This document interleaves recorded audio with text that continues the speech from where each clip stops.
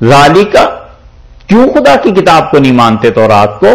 یہ جو آیا نا اوپر ثم یتولا، منہ پھیر لیتے ہیں، ایک جرم، موردون اعراض کرتے ہیں دوسرا جرم. یہ دونوں جرم کیوں کرتے ہیں حالانکہ دونوں کفر ہیں؟ خدا کی کتاب کی بات آ جائے اور اس کو نہ ماننا، عقیدے کے اعتبار سے نہ ماننا، یہ بھی کفر ہے، اور خدا کی کتاب کی توہین یہ بھی کفر ہے. یہ دونوں کفر کیوں کرتے ہیں؟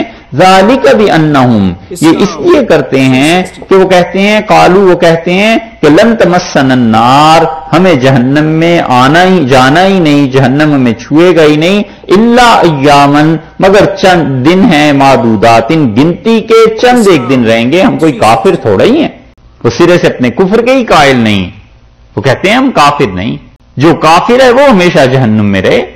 ہم تو ہیں ہی مسلمان، ہم تو ابراہیم علیہ السلام کے ماننے والے ہیں، ہم تو ان کے پیروکار ہیں، تو ہم تو جہنم میں ہمیشہ نہیں رہیں گے. ہم نے تو چند دن رہنا ہے، اور وہ چند دن بھی بہت جگہ پر آیا ہے. جتنے دن بچڑے کی عبادت کی تھی اتنے دن رہیں گے.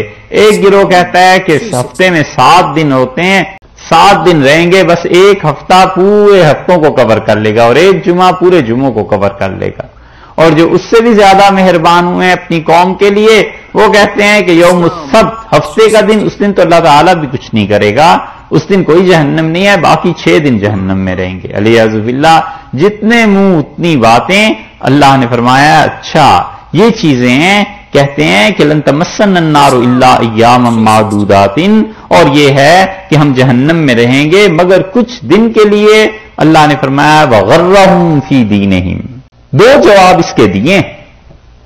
پہلا جواب یہ ارشاد فرمایا وغرہم فی دینہم، ان کو بہکایا ہے اپنے دین میں، ما کانوا یفترون، ان جھوٹے قصوں نے، ان جھوٹی باتوں نے، جو باتیں یہ اپنے آپ سے بناتے ہیں.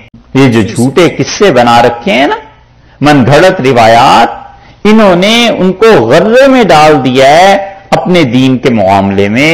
غرے میں آ گئے. غرے کا مطلب دھوکے میں، غرے کا مطلب شبے میں، غرے کا مطلب غلط چیز میں آ گئے ہیں.